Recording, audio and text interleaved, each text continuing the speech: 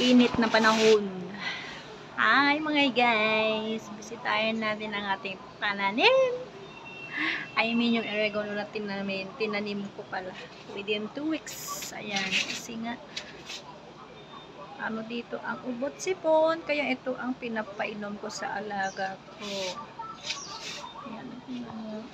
Inayos ko na lang yung mga tanim dito before. At ito yung oregano na tinanim ko within 2 weeks. Ayan na siya. Sa bilis pala, magano yung oregano, mabuhay, kahit ganyan lang siya. Ito naman yung gulay, kahit ano dyan, sinasaksak, tinatanim ko na dyan. Gulay, saka may kasamang lemon or orange ata yan. Hindi ko alam. So, ito na naman siya. O, diba? Kataba ng tanim ko, no? Charot. Hindi ko muna pinagdiniligan yan kasi basa pa yung puno. Dami ko nang kinuha dyan, talbos at saka yung dahon. Kinat ko siya kasi pinainom ko sa lola at lolo kasi ang dami yung plema, inuubo. Ayan pa siya, diba? Gaganda. Kasi ang ganda nang nagtanim, charot. So, diba? Ganda. Ayan. Kaso nga lang, kulang ng lupa. Problema ko, saan kumuha ng lupa? Siguro paglabas ko, bili na lang ako. Ayan yung dating halaman dito. Ayan na. Ito pa yung oregano ko. Gusto ko talaga pagbaslat. Tuwing paggising o ng umaga. Ngayon, may time ako na ganyan. Habang inaantay ko si Madam Mananghalian. Chart! Init, no? Mainit pero mahangin naman. May hangin naman konti. Kaso sobrang init. Gaya lang sa Pilipinas, sobrang init po. Ayan. Ayan. Ayan. Tinalbos ko yung isa kasi ang taas na. Gusto kong sumanga ng sumanga yung tangkay nila. Gumagana yung oregano.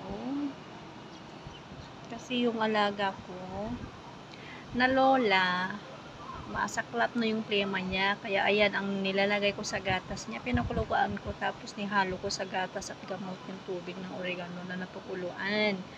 Kaya yan, if ever na may ganun kayo, sintomas, gayahin nyo. Try nyo.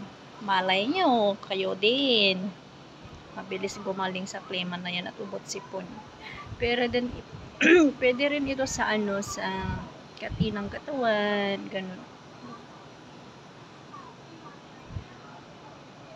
Lahat to, nagpapalinis din ito ng mga stomachs natin. Stomachs ng tiyan. Sabay ganun. Diba ganda pag masdan? Kahit isang puno lang yan, ayan, nag-ano na siya. Mga na siya. Hangin. Ang ganda ng panahon. Ganda ng panahon, kaso mainit. Sa loob ng bahay, sobrang init. Meron pa ako sa likod, kaso nga lang, maliliit pa yun. Kasi hindi sila nasasinagan ng araw.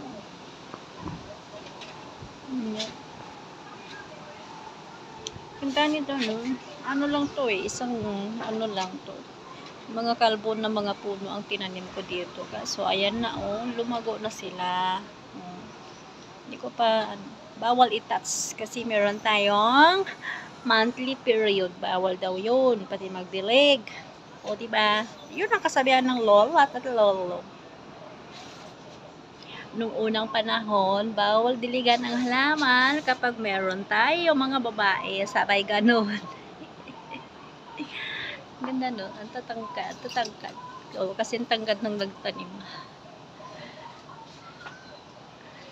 O, diba? Ginagawa ko din tong juice to Nilalagyan ko ng honeybee. O, pwede rin ihalo sa sa milk yung dahon. Dili kaya kapag nagda-diet din kayo, pwede rin, ibabad nyo. Gasan nyo lang yung talbos ng dahon or yung mga dahon lang ganyan, mga 5 piraso, ibabad nyo sa tasa, kape, o mainit na tubig, bago kayo, breakfast, kumain, ganun. Pwede, pampatanggal ng bilbil yan. Yan ang sikrete ko. Kaso, Payat naman ako, kaya tinigilan ko na. Lalo akong pumayat kasi sa diet na yan ng dahon ng oregano. Yan.